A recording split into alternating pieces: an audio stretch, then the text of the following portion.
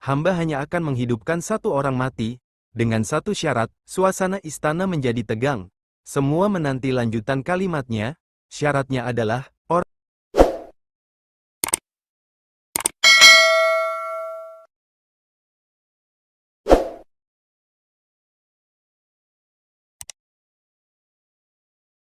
pada suatu pagi yang panas, suasana di dalam istana terasa jauh lebih panas dari biasanya. Raja Harun al-Rashid duduk di singgasananya dengan wajah merah padam.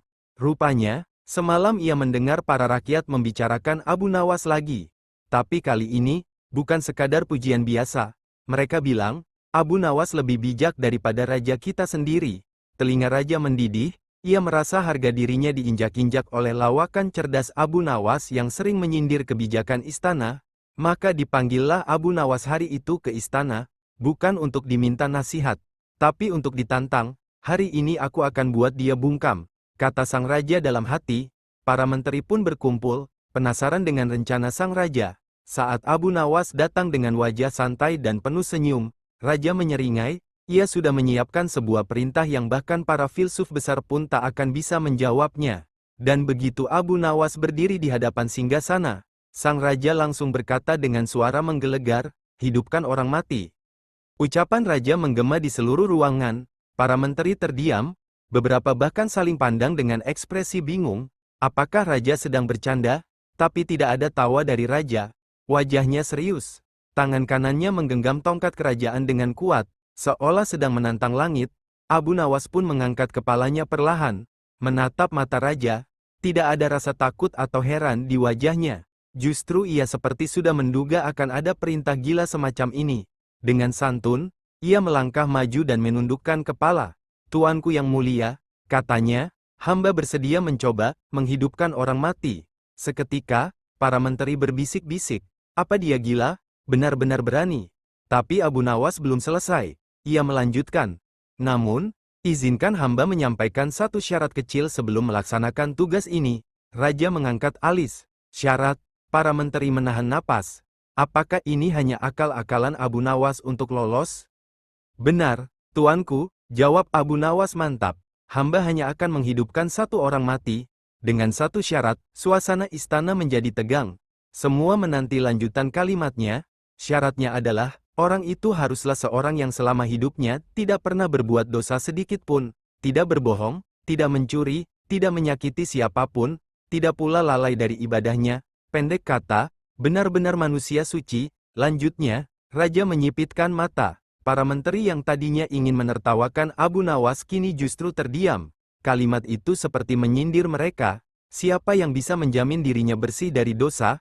Bahkan para ulama pun mulai saling memandang dengan wajah sulit. Abu Nawas menambahkan, "Jika tuanku berhasil menunjukkan satu jasad seperti itu, maka hamba akan mulai berdoa dan berusaha menghidupkannya kembali." Perlahan, suasana berubah. Ini bukan jawaban sembarangan. Ini jawaban yang membuat semua orang merasa kecil. Para menteri mulai gelisah. Beberapa saling berbisik, apakah ada manusia seperti itu? Bahkan para nabi pun tetap manusia. Mereka pun berdoa agar diampuni. Seorang menteri tua mencoba menjawab, "Mungkin bayi yang wafat sejak lahir." Tapi Abu Nawas menjawab dengan tenang, "Tuanku, bayi belum punya amal. Ia belum hidup sebagai manusia seutuhnya. Hamba diminta menghidupkan orang mati. Maka haruslah seseorang yang pernah hidup dan menjalani kehidupan." Kini, raja benar-benar mulai kesulitan mencari celah untuk menjatuhkan Abu Nawas. Ia menatap seluruh hadirin. "Tak satu pun dari kalian tahu siapa yang bisa dihidupkan." Semua menunduk. Tidak ada yang berani menjawab. Permintaan raja sendiri berubah menjadi bumerang. Abu Nawas, dengan gaya bicara yang lembut tapi menusuk, mengajarkan satu hal penting, bahwa mustahil bagi manusia untuk bebas dari kesalahan. Bahkan raja pun tak berani berkata bahwa dirinya bersih dari dosa. Abu Nawas melanjutkan dengan nada pelan, seolah ingin menenangkan raja, "Tuanku yang mulia, sesungguhnya hamba sangat menghormati perintah ini. Namun, jika orang yang hendak dihidupkan adalah pendosa, bukankah ia akan kembali mengulang dosa yang sama? Dan bukankah itu justru akan membuat ia lebih sengsara di akhirat?" Raja terdiam. Kata-kata itu seperti tamparan halus. Abu Nawas tidak menolak tugas dengan cara marah-marah atau berdebat. Ia justru menjawab dengan logika yang sulit untuk disanggah, jika tuanku tetap ingin hamba menghidupkan orang mati, maka izinkan hamba meminta satu hal lagi, lanjut Abu Nawas. Raja mulai tertarik. Apa itu? Hamba ingin tahu, apakah tuanku sendiri percaya bahwa ada manusia tanpa dosa? Pertanyaan itu membuat raja terdiam lebih lama. Di sekelilingnya, para penasihat menunduk, tak ada yang berani menyela. Abu Nawas diam di tempat. Tapi di balik ketenangannya, ia telah memenangkan satu pertempuran. Pertempuran akal sehat melawan ego kekuasaan. Abu Nawas berdiri tegak, lalu memandang seluruh ruangan. Tuanku, katanya dengan tenang, hamba tidak ingin berbohong kepada raja, apalagi kepada rakyat. Maka jika hamba memang diperintahkan untuk menghidupkan orang mati, tentu hamba akan melakukannya, tapi harus sesuai petunjuk yang masuk akal. Ia berhenti sejenak, lalu melanjutkan, karena kalau hamba sembarang bertindak dan ternyata gagal, rakyat bisa kehilangan kepercayaan pada tuanku. Semua mata terbelalak. Abu Nawas tidak sedang menghindar, justru ia menyelamatkan citra raja dari permintaan yang keliru. Para menteri mulai paham. Mereka melihat Abu Nawas sedang berbicara di luar logika biasa.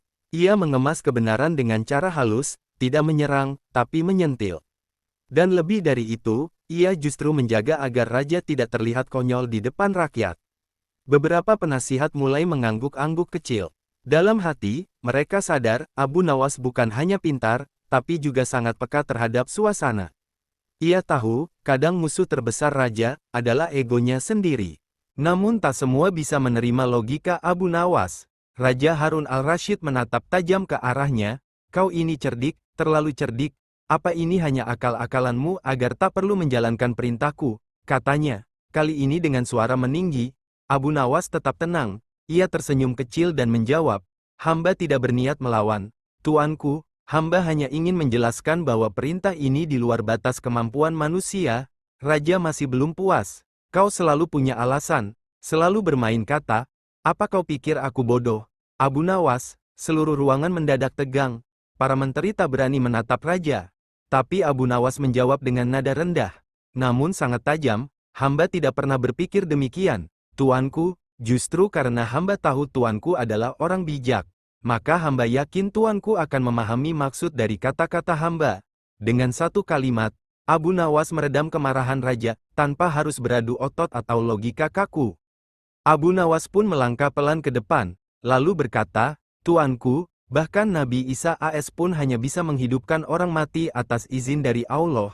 Itu pun bukan semua orang, hanya orang-orang tertentu. Jika seorang nabi saja tidak bisa berbuat semaunya, apalagi hamba yang hanya rakyat biasa. Suasana menjadi hening, para ulama dan menteri terdiam. Kata-kata itu seperti pengingat yang menembus ruang dan waktu. Hamba tidak ingin meniru Fir'aun yang merasa bisa segalanya. Lanjut Abu Nawas, karena saat manusia merasa dirinya sekuat Tuhan, maka saat itu pula kehancuran datang. Beberapa menteri mengangguk perlahan, bukan karena takut pada Abu Nawas, tapi karena sadar, kalimat itu sangat dalam. Raja tidak menjawab, ia hanya menatap Abu Nawas lama, seolah sedang mencerna setiap kata. Dan untuk pertama kalinya hari itu, Harun al-Rashid tidak merasa sedang diuji, tapi sedang diajak merenung oleh seorang rakyat jelata yang penuh hikmah. Salah satu menteri yang merasa terganggu dengan Abu Nawas berdiri dan berkata, kalau begitu, kenapa tidak kau hidupkan saja orang mati yang biasa, tidak usah yang tanpa dosa, hidupkan saja orang sembarangan, sebagai bukti bahwa kau bukan hanya pintar bicara. Abu Nawas menoleh perlahan, tatapannya lembut tapi menusuk.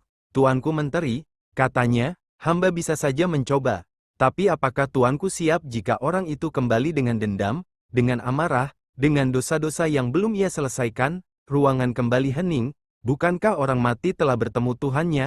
Apakah pantas hamba yang hina ini menariknya kembali ke dunia hanya untuk sekadar memenuhi ego manusia? Semua diam. Bahkan menteri yang tadi menyela tidak bisa berkata-kata. Ia tak menyangka bahwa ucapannya akan dipatahkan dengan cara sebijak itu. Abu Nawas bukan hanya menolak tantangan, ia juga mengingatkan mereka bahwa ada batas yang tidak boleh dilanggar oleh manusia. Setelah suasana kembali tenang, Abu Nawas menghela napas dalam. Ia berdiri tegak, lalu berkata dengan suara pelan namun penuh makna. Tuanku, hidup dan mati adalah urusan Tuhan. Jika manusia mulai mengatur itu, maka hancurlah tatanan dunia. Ia menatap seluruh istana. Misi menghidupkan orang mati bukanlah tugas manusia. tapi menyadarkan orang hidup agar tak berlaku seperti mayat, itulah tugas kita semua. Kata-kata itu menggema, tidak keras, tapi membekas. Raja akhirnya tak bisa menahan tawa kecil. Kau benar-benar licin seperti belut, tapi juga tajam seperti pedang. Para menteri ikut tertawa, bukan karena lucu, tapi karena mereka lega. Abu Nawas telah menutup semua celah perdebatan dengan elegan. Dan hari itu, Abu Nawas membuktikan sekali lagi, bahwa kekuatan akal sehat bisa mengalahkan amarah, ego, dan bahkan kekuasaan. Pertanyaan raja yang jujur. Setelah beberapa saat terdiam, Raja Harun al-Rashid akhirnya angkat bicara. Kali ini nadanya tak lagi tinggi, justru terdengar penasaran, bahkan sedikit lembut. Abu Nawas, kalau begitu, menurutmu siapa yang benar-benar bisa menghidupkan orang mati? Abu Nawas menunduk sebentar, lalu menjawab, hanya Tuhan, Tuanku, hanya Dia yang menciptakan, dan hanya Dia pula yang bisa membangkitkan. Jawaban itu sederhana, namun terasa dalam. Beberapa menteri bahkan menunduk, merenung, bahkan seorang raja sekuat tuanku pun tidak bisa menahan ajal bila sudah tiba. Maka bagaimana mungkin hamba, seorang rakyat jelata, berani mengotak-atik urusan yang hanya milik Tuhan? Raja tak menjawab, tapi di wajahnya muncul sesuatu yang berbeda, bukan kemarahan, bukan gengsi, tapi kesadaran. Seolah-olah baru kali itu ia benar-benar menyadari betapa kecilnya manusia di hadapan Yang Maha Kuasa. Abu Nawas melangkah pelan ke tengah ruangan, lalu menatap ke arah singgasana. Tuanku, ucapnya perlahan, jika hamba mencoba menghidupkan orang mati, lalu gagal, bukankah itu akan membuat rakyat tertawa, dan berkata bahwa raja telah memberi perintah yang bodoh? Seluruh ruangan terdiam. Kata-kata itu menamparkan tanpa melukai. Namun jika hamba menolak, rakyat bisa saja berkata bahwa hamba pengecut, maka hamba memilih jalan tengah, menjawab dengan bijak, dan mengajak semua yang hadir hari ini untuk berpikir jernih. Abu Nawas berhenti sejenak, lalu melanjutkan, menghidupkan orang mati bukan tugas hamba, tapi membangkitkan kesadaran orang yang masih hidup, itulah tugas kita semua. Beberapa menteri tersenyum, beberapa yang lain tampak malu, dan di antara mereka, sang raja pun mulai tersenyum kecil. Kali ini, bukan karena menang atau kalah, tapi karena tersentuh oleh kebijaksanaan.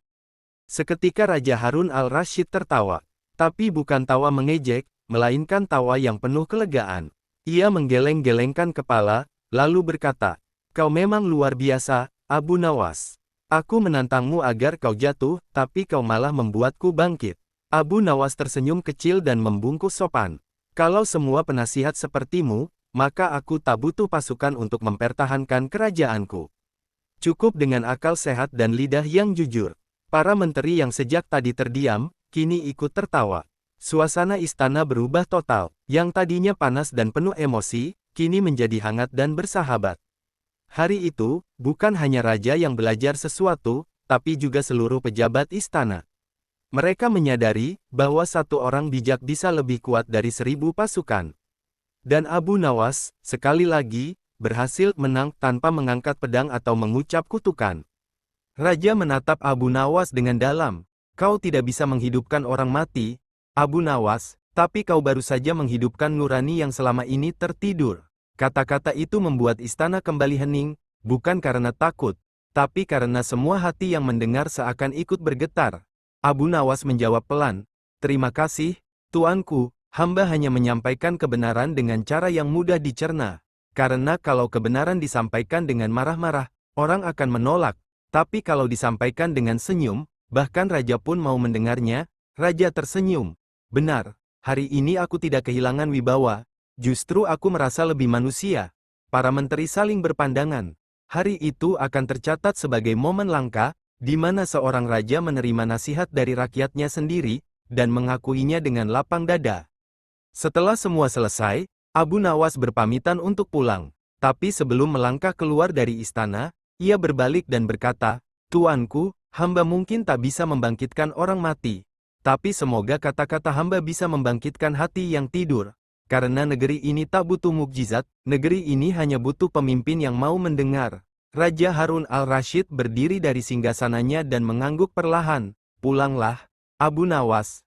Tapi jangan jauh-jauh, aku rasa, aku akan sering memanggilmu, bukan untuk diuji, tapi untuk diingatkan. Dan dengan itu, Abu Nawas melangkah keluar. Di balik senyumnya, tersimpan sebuah kekuatan besar, kekuatan akal sehat, keberanian untuk jujur, dan kerendahan hati yang mampu menundukkan kekuasaan, bukan sihir, bukan ilmu hitam, tapi kebenaran, yang sederhana namun tajam.